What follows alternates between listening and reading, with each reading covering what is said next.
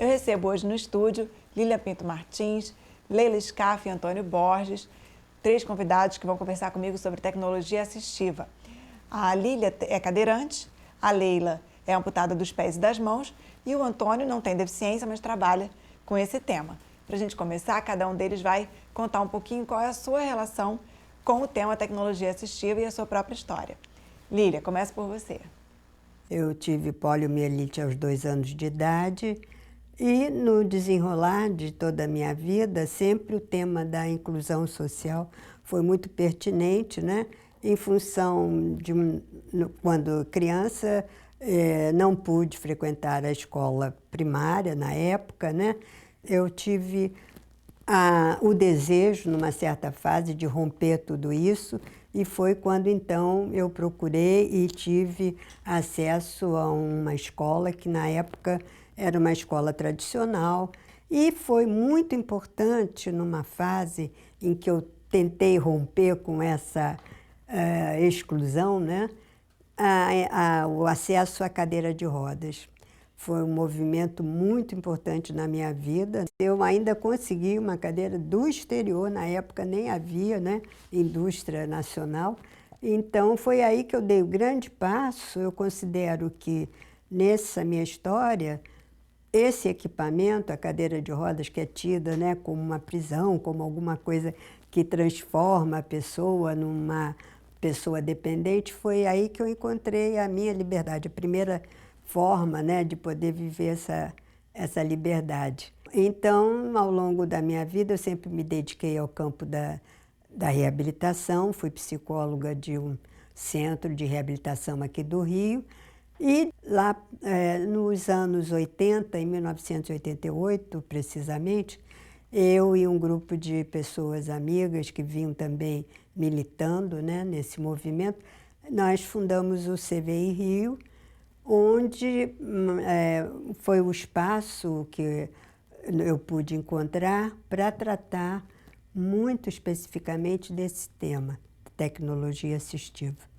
E Leila já chegou numa época em que o CVI já existia um outro movimento, né, nesse sentido. Conta pra gente um pouquinho da sua história, Leila. Pois eu sou recente deficiente física. Eu fui, há 4 anos atrás, eu fui atacada por uma bactéria, sobrevivi a ela, difícil às vezes sobreviver, mas eu tive que amputar os pés e as mãos para continuar aqui. Eu tive que reaprender a viver. Depois de 1 ano, com essa primeira adaptação, eu voltei. E hoje em dia eu acho que eu tenho uma vida, trabalho, enfim, moro sozinha, com uma acompanhante sempre que eu preciso de ajuda, mas enfim, com uma certa independência eu consegui voltar a uma autonomia com a ajuda do CVI, E das que me ajuda, das tecnologias, né? Prótese dos pés, das mãos eu tentei, mas infelizmente não me deu todo o retorno. Aí eu fiz uma opção dos pés e tenho algumas ajudas de adaptações que eu ponho no coto, que me dá uma total grande independência, uma grande independência mesmo. Antônio, acho que passou um pouquinho pelas 2 etapas, né? Onde a tecnologia, uma simples cadeira já era uma super tecnologia, e hoje onde existem milhões de recursos.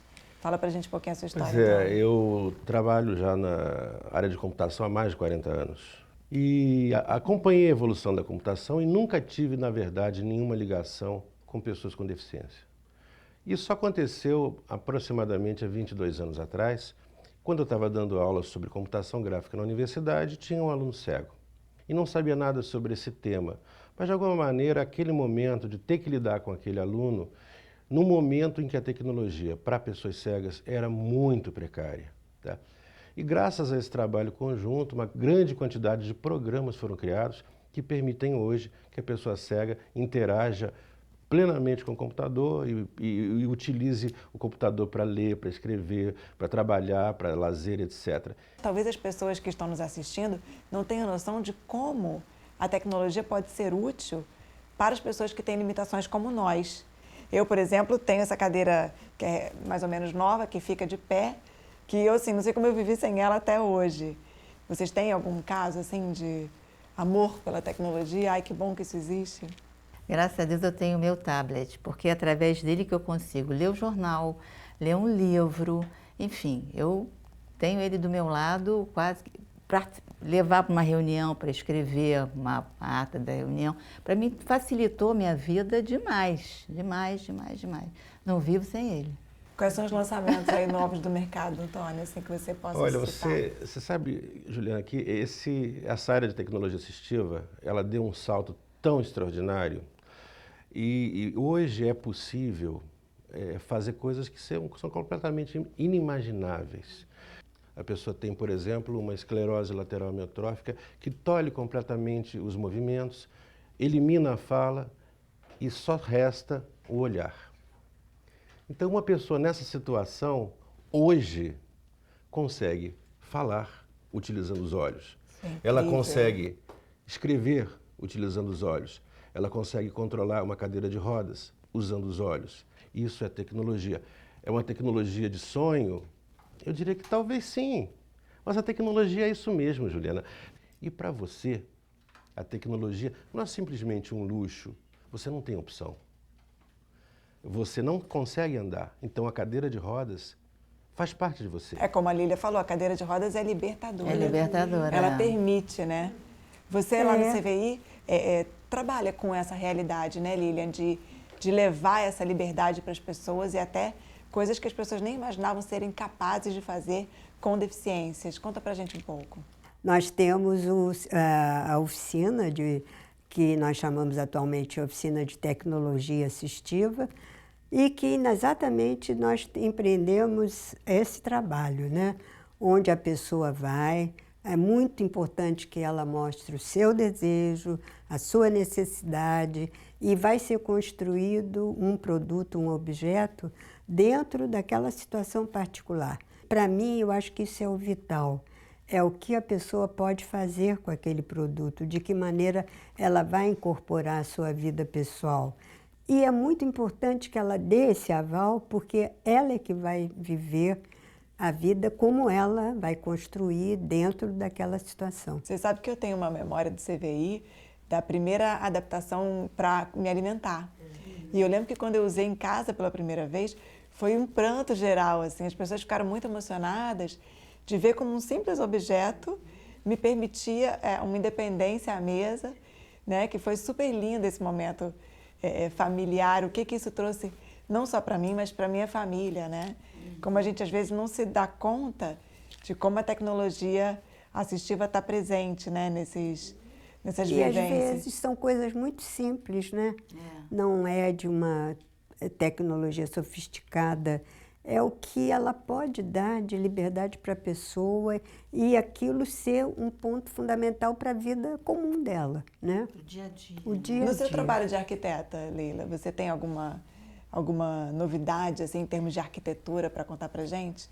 Eu, antes de ficar deficiente, eu dava uma certa importância. Hoje em dia eu dou muito mais importância. Seu olhar mudou? As circulações, entende? Os acessos, né? Enfim, que eu tinha mais acanhada, talvez, sabe? Porque eu não tinha vivência, né? Hoje em dia eu tenho a vivência, né? Eu sei o que é passar por lugares muito apertados, enfim.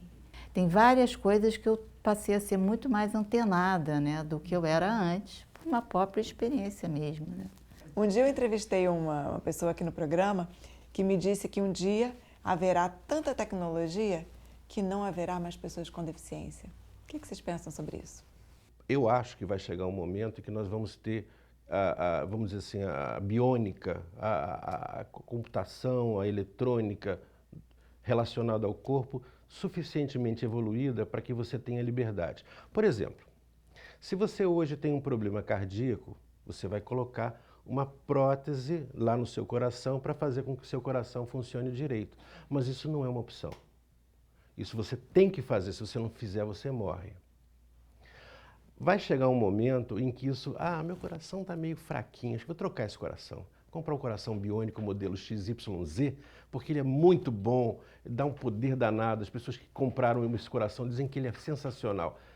Isso hoje não é possível, mas eu acredito que isso seja possível. Então, eu acho que vai chegar um momento em que a gente vai ter tantas opções que você vai poder decidir ser menos deficiente ou ser tão deficiente quanto você queira ser. Nós estamos falando aqui de tecnologia, mas tem a questão da pessoa, né? No momento em que você coloca uma pessoa junto com uma máquina, a pessoa, na verdade, ela se estende, a máquina passa a fazer parte dela, né? Imagina você, Juliana, sem cadeira de rodas. Você não é a mesma Juliana, porque a Juliana que a gente conhece, ela toma um transporte, ela faz entrevistas, ela caminha sozinha dentro daqui.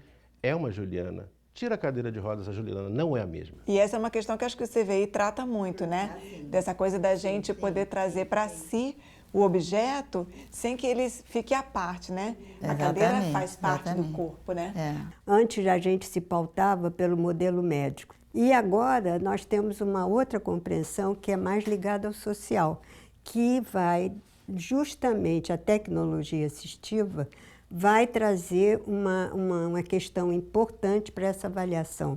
Você tira a deficiência da pessoa apenas, né? Ela tem uma limitação por conta da deficiência, mas essa limitação pode ser maior ou menor dependendo do ambiente e dependendo dos recursos que esse ambiente me dá. Se eu tenho, por exemplo, uma cidade mais acessível, eu, na minha cadeira de rodas, eu vou ser uma pessoa. Agora, se for num ambiente que não me dê essa possibilidade de ir e vir, eu vou ser uma outra pessoa, né? Antônio, fala para a gente um pouco como é que o Brasil está posicionado no que diz respeito à tecnologia assistiva em comparação com o mundo. O Brasil evoluiu muito, muito mesmo. Quer dizer, nós saímos de 20 e poucos anos atrás em que não existia nada. A Lília contou o caso que cadeiras de rodas aqui no Brasil eram importadas, não se fabricava esse equipamento que é tão importante para a vida das pessoas. Na década de 50, mais ou menos. E isso se modificou, tá? Então foi criada uma indústria para algumas áreas, por exemplo, cadeiras de rodas. Você está usando uma cadeira de rodas super sofisticada, feita no Brasil, tá certo? Então, eu acho que em muitas áreas houve uma evolução. Eu diria que talvez a maior evolução na área de informática. A área de informática trouxe para as pessoas com deficiência uma vantagem extraordinária. Você não sabe a quantidade de cegos que se casaram pela internet, porque a tecnologia propiciou, entre outras coisas, uma coisa mágica que faz com que as pessoas evoluam, chama-se encontro. Então, as pessoas se encontram através da tecnologia. E aí, a limitação, ela deixa de ser importante. E vários outros quesitos também, por exemplo, a gente pode ir ao mercado pela internet, né? Eu não preciso nem que ele seja acessível, pouco importa. Eu, cadeirante da minha casa, eu faço compras, né? Coisas que às vezes parecem banais no nosso dia a dia, mas quando a gente vê o que isso trouxe de evolução, né?